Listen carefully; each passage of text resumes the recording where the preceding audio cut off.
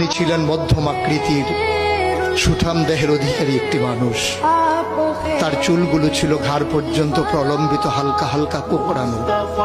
তিনি যখন চুলের ভিতরে তৈল দিয়ে আছড়াতেন মনে হতো মৃদুমন্দ ঢেউ দেখা যায়।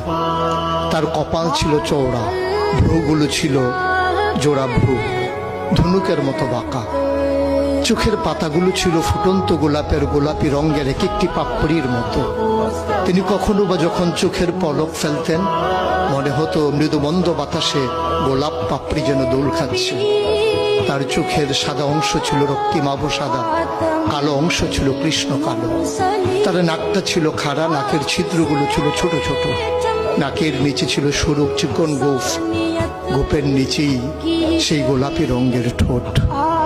তার ঠোঁটগুলো যখনো কখনো বা মুচকে হাসত।